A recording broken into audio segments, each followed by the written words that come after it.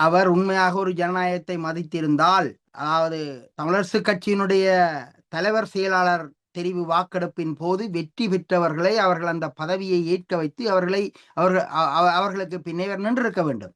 ஆனால் தன்னுடைய அடியாட்களை வைத்து வழக்குகளை தாக்கல் செய்து அந்த தெரிவியை இல்லாமல் செய்து ஒரு தலைமைத்துவத்தை வரவிடாமல் செய்து பண்ணிவிட்டு பின்கதவால் தன்னுடைய பெயரை அங்கே துணை செயலாளர் பதவியில் குறிப்பிட்ட பெயர்களுக்குள் தன்னுடைய பெயரையும் வைத்துவிட்டு அதில் ஒருத்தரை தன்னுடைய விருப்பின்படியே போக சத்தியலிங்கத்தை போக வைத்துவிட்டு இப்ப ஆனந்த கதிரில் ஏறி இருக்கிறார். இது எவ்வளவு பெரிய ஏமாற்று, இது எவ்வளவு பெரிய ஜனநாயக விரோதம், இது எவ்வளவு பெரிய குற்றம். ஆனால் அதனை தமிழ் சமூகம் கொண்டாடுகின்றது, அவருடைய கட்சியும் கொண்டாடுகின்றது தானே, என்று அவருடைய கையில் தானே தமிழரசு கட்சி இருக்கின்றது. அப்படி நீங்கள் தமிழ் சமூகம் என்று இங்கே சொல்லப்பட வேண்டியதில்லை, தமிழ் சமூகம் அப்படி அல்ல.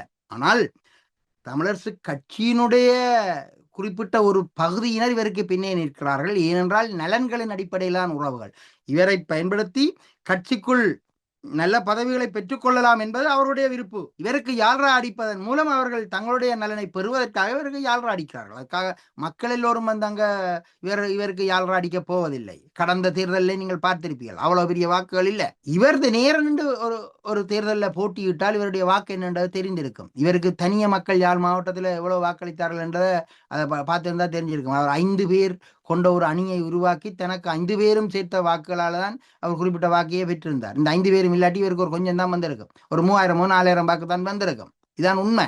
ஆகவே இங்க நாங்கள் இவரை பற்றி நாங்கள் தொடர்ந்து கதைப்பதோ அல்லது இவர்களுடைய இந்த இந்த இந்த தெருக்கூத்துக்களை பார்ப்பதோ அல்லது கதைப்பதோ இந்த பயணம் இல்லை என்றுதான் நான் நினைக்கிறேன்.